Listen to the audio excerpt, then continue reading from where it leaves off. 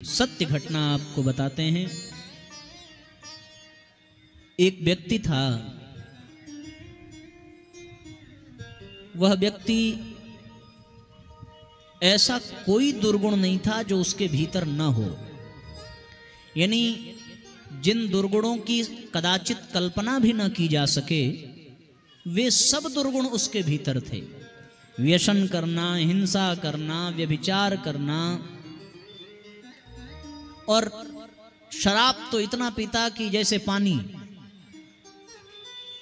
शराब से मुंह धोता, शराब से दिन की शुरुआत होती, शराब पी करके ही सोता, दिन रात शराब के नशे में डूबा रहता।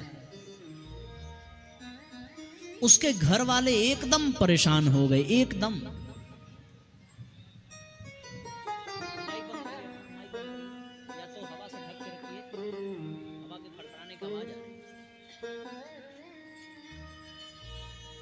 ऐसी स्थिति में उसके घर वाले एक संत के पास उसको लेकर के गए और जाकर के उनसे निवेदन किया कि आप कृपा करके इसका मार्गदर्शन करिए। इसकी वजह से केवल इसे ही समस्या नहीं है, ये केवल अपने परिवार ही नहीं बल्कि पूरे गांव को परेशान करता है। ऐसा नागरिक, ऐसा पुत्र न हो तो अच्छा है। तो संत कुछ कहते उससे पहले ही उस व्यक्ति ने कहा कि देखो महाराज, हमसे पूजा पाठ करने को मत कहना, ये सब हमसे होगा नहीं।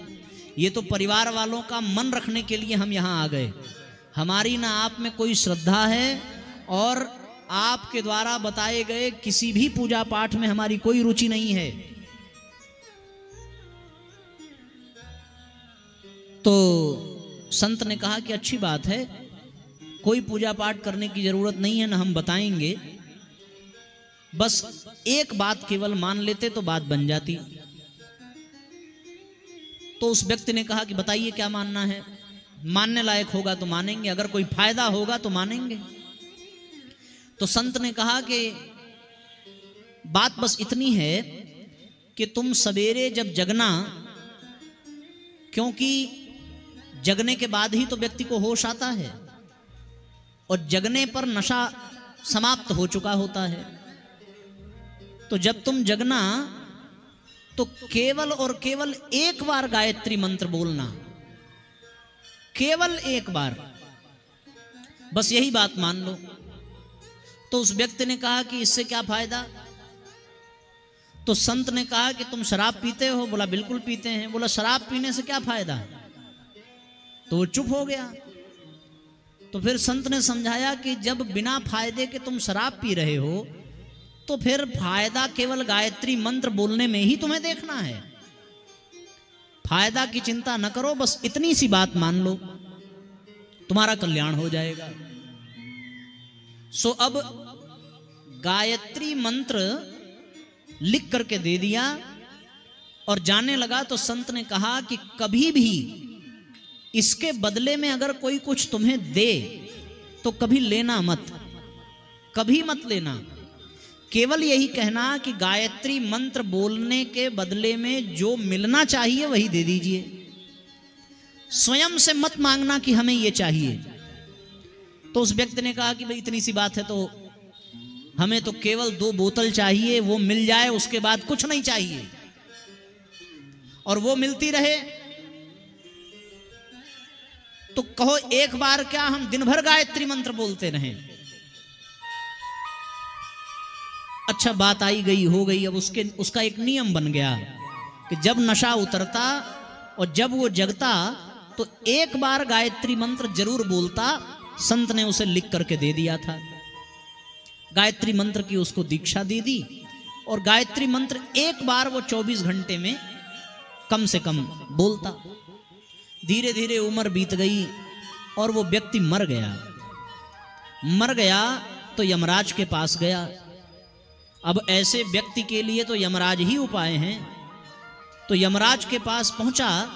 यमराज ने चित्रकेतु के द्वारा उसका सारा विवरण देखा और यमराज भी दंग रह गया कि ऐसा कोई पाप नहीं है जो इस व्यक्ति ने न किया हो, धन्य है इसका व्यक्तित्व, हमने ऐसा पापी आज तक नहीं देखा। फिर उनकी दृष्टि पड़ी कि इसने एक काम केवल सही किया है जीवन पर्यंत, और वो ये है कि इसने एक बार गायत्री मंत्र प्रतिदिन बोला है नियम पूर्वक। तो बोले इसके बदले में इसे कुछ देना चाहिए। अब उसी व्यक्ति से पूछा कि तुमने एक बार गायत्री मंत्र रोज बोला है, बताओ क्या चाहिए। उसे अपने गुरु की बात याद आ गई, तो उसने कहा हमें तो कुछ नहीं चाहिए, पर इसके बदले जो होता हो वो आप दे दीजिए। तो अब यमराज संदेह में पड़ गए कि इसके बदले में क्या होता है। यमराज को बात समझ में नहीं आई। यमराज को याद आया कि ब्रह्मा जी भी इसी मंत्र की शक्ति से संसार की रचना करते हैं, उन्होंने सहस्त्र वर्षीय गायत्री मंत्र का अनुष्ठान किया है, सो उन्हीं के पास चलना चाहिए। अब उस व्यक्ति को लेकर के यमराज पहुंचे ब्रह्मलोक। ब्रह्मलोक जहां किराया भाड़ा देकर के भी नहीं जाया जा सकता, जहां पहुंचना बड़े बड़े योगी यतियों के लिए भी दुर्लभ है, लेकिन वह व्यक्ति यमराज के साथ सब प्रकार के पापों को करने के पश्चात भी आज ब्रह्मलोक पहुंचा, और उसने पहली बार चतुर्मुखी ब्रह्मा जी के दर्शन किए। तो उसको एक बात तो यह समझ में आई कि कुछ नहीं मांगा तो ब्रह्मलोक में ब्रह्मा के दर्शन का लाभ मिला एक बार गायत्री मंत्र बोलने पर। अब यमराज ने ब्रह्मा जी से कहा कि इसने गायत्री मंत्र बोला है, इसके बदले में क्या मिलना चाहिए। तो ब्रह्मा जी ने कहा कि गायत्री मंत्र के बदले में क्या मिलना चाहिए इसका ज्ञान तो हमें भी नहीं है।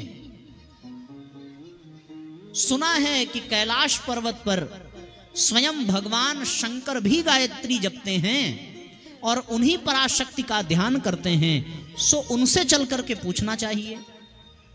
अब ब्रह्मा जी आगे आगे, यमराज पीछे पीछे, और यमराज के पीछे वो व्यक्ति, और तीन के तीनों पहुंचे कैलाश पर्वत पर, जिनका दर्शन बड़े बड़े योगी यति अपने हृदय में करने के लिए जन्म जन्मांतर तक तपस्या करते हैं। वो भगवान शंकर मां पार्वती सहित कैलाश पर उस व्यक्ति को दर्शन देते हैं। और ब्रह्मा जी ने कहा कि भगवान, एक बार गायत्री मंत्र बोलने का क्या फल इसको देना चाहिए। भगवान शंकर ने कहा कि जैसे आपको गायत्री मंत्र की दीक्षा भगवान विष्णु से प्राप्त हुई है, वैसे ही गायत्री मंत्र की दीक्षा हमें भी भगवान विष्णु से ही प्राप्त हुई है। यह प्रश्न उन्हीं से चल करके पूछना चाहिए, कदाचित वो बतावें तो हमें भी इसका ज्ञान हो जाए कि गायत्री मंत्र को एक बार बोलने का क्या फल मिलता है। बड़ी मजे की बात कि वह व्यक्ति ब्रह्मलोक भी गया, वह कैलाश भी गया, और अब भगवान शंकर आगे आगे, ब्रह्मा जी पीछे पीछे, उसके पीछे यमराज, और यमराज के पीछे वो व्यक्ति। और कहां पहुंचे? भगवान के वैकुंठ लोक पहुंचा। और वैकुंठ लोक पहुंच करके भगवान शंकर ने यह प्रश्न किया कि एक बार गायत्री मंत्र कहा है, अब क्या फल मिलना चाहिए। भगवान विष्णु ने कहा कि संसार में सबसे बड़ा फल तो यही है कि उसे ब्रह्मलोक की प्राप्ति हो जाए, कैलाश की प्राप्ति हो जाए, और विष्णु लोक की, वैकुंठ लोक की प्राप्ति हो जाए। इसके अतिरिक्त कौन क्या चाहता है। लेकिन इसे ये सब कुछ प्राप्त हो गया, फिर भी ये प्रश्न बना का ही बना रह गया कि गायत्री मंत्र का फल क्या मिलता है। अब आप एक काम करिए कि इसका उत्तर तो स्वयं मां गायत्री ही दे सकती हैं। आप इस व्यक्ति को यहीं वैकुंठ ही छोड़ जाइए, जब कभी भी गायत्री माता का आगमन होगा तब हम उससे पूछेंगे। और वह व्यक्ति सदा सर्वदा के लिए वैकुंठ में ही अपने जीवन को लगा दिया और भगवान के श्री चरणों में ही उसका स्थान बन गया। यह एक बार गायत्री मंत्र बोलने का परिणाम निकला, और अंत में यह परिणाम निकला कि उसका परिणाम क्या है यह भी पता नहीं चला। लेकिन इतना तो पता चला कि गायत्री मंत्र से सर्वोत्तम लोक की प्राप्ति होती है, और जिसे कोई नहीं पा सकता उसे गायत्री मंत्र बोलने वाला पा सकता है। ये कोई कपोल कल्पित बात नहीं है। ये बात बस ऐसी है कि जब आप गायत्री मंत्र का उच्चारण करें तो उससे गायत्री की शक्ति आपके भीतर बढ़ती जाती है और उसी शक्ति से आपके समस्त पाप ताप संताप मिट जाते हैं। बात समझ में आ रही है ना? हाँ, जैसे जैसे गायत्री मंत्र आपके भीतर भरता जाता है वैसे वैसे हमारे भीतर की बुराइयां निकलती चली जाती हैं और पाप ही दुख का कारण है। अगर दुख को मिटाना है तो फिर पाप को मिटाना पड़ेगा। बात समझ में आ रही है कि नहीं? दुख को मिटाना है। हम लोग दुख को मिटाने के चक्कर में पड़े हैं, लेकिन दुख का जो कारण पाप कर्म है उस पाप को हम मिटाना नहीं चाहते। हम तो झूठ बोलना चाहते हैं, लेकिन यह अपेक्षा करते हैं कि हमसे कोई झूठ न बोले। हम तो धन की चोरी करना चाहते हैं, पर हम ये सोचते हैं कि हमारा पैसा कोई न चुरावे। हम दूसरों से छल करना चाहते हैं, पर हम ये सोचते हैं कि कोई हमको धोखा न दे। ऐसा चाहते हैं कि नहीं चाहते? हम दूसरों का तो दिल दुखा देते हैं, पर हम ये चाहते हैं कि हमारा कोई दिल न दुखावे। हम दूसरों का अपमान कर देते हैं, पर हम ये चाहते हैं कि हमारा कोई अपमान न करे। हम दूसरों का सम्मान नहीं करते, लेकिन हम ये चाहते हैं कि सब लोग मस्तक झुका करके हमको हमेशा प्रणाम करते रहें। बोलो, यही तो कामना रहती है ना? तो हम सुख तो चाहते हैं, दुख नहीं चाहते, पर दुख आता है केवल और केवल पाप के कारण। उस पाप को हम नहीं मिटाना चाहते, दुख को मिटाना चाहते हैं। ये जान लो भाई, रोग मिटाना है तो रोग के कारण को मिटाना पड़ेगा। जिसको शुगर हो गया है वो केवल शुगर की दवा ले तो क्या उससे ठीक हो जाएगा? अरे उसके साथ साथ मीठा छोड़ना भी पड़ेगा। मीठा खाते रहिए और दवा लेते रहिए तो लाभ मिलेगा क्या? नहीं मिलेगा। घाव है तो घाव को सूखने की दवा तो लेते रहिए, पर बार बार घाव पर चोट मार करके उसको बढ़ाते जाइए तो क्या सूखने की दवा काम करेगी? इसमें डॉक्टर का कोई दोष है क्या? नहीं। अरे भैया, घाव को सूखने के लिए घाव की सुरक्षा भी आवश्यक है। डायबिटीज को कम करने के लिए मीठे से दूरी बनाना भी आवश्यक है। ब्लड प्रेशर को कम करने के लिए नमक छोड़ना भी आवश्यक है। उसी प्रकार दुख से मुक्ति पाने के लिए पाप से बचना भी आवश्यक है। और गायत्री मंत्र की विशेषता है कि वो हमें पाप से बचाता है, पाप से दूर करता है। ये गायत्री मंत्र की विशेषता है। पूछो कैसे? पूछो तो बताएं, जोर से पूछो कैसे। कौन कौन जानना चाहता है? हाथ उठाओ जरा। जानना चाहते हो आप गायत्री मंत्र पाप से कैसे बचाता है?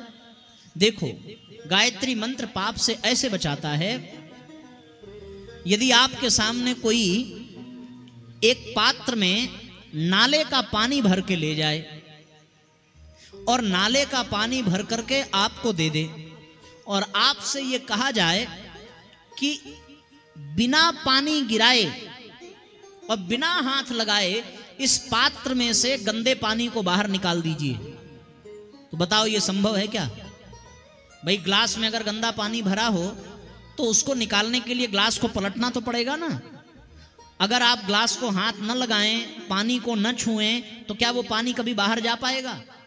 नहीं जा पाएगा। कोई उपाय है? एक उपाय है। उपाय ये है कि आप बिना ग्लास को हाथ लगाए उस ग्लास में शुद्ध पानी भरना प्रारंभ कर दीजिए और जैसे जैसे शुद्ध पानी भरते जाएंगे वैसे वैसे गंदा पानी बह करके निकलता जाएगा और एक लंबे अंतराल के पश्चात सारा गंदा पानी बह जाएगा और केवल उसमें स्वच्छ जल ही बचेगा। उसी प्रकार गायत्री मंत्र जैसे जैसे हम बोलते जाएंगे वैसे वैसे गायत्री मंत्र हमारे भीतर भरता जाएगा और हमारे भीतर के पाप विकार सब बाहर निकलते जाएंगे और हम निष्पाप होते जाएंगे और हमारा उद्धार हो जाएगा। केवल यही एक उपाय है, दूसरा कोई उपाय इस संसार में नहीं है पाप से बचने का, क्योंकि पाप हम करते हैं अपनी वृत्तियों के कारण और गायत्री मंत्र हमारी वृत्ति को बदलता है, हमारे चरित्र हमारे स्वभाव को बदलता है।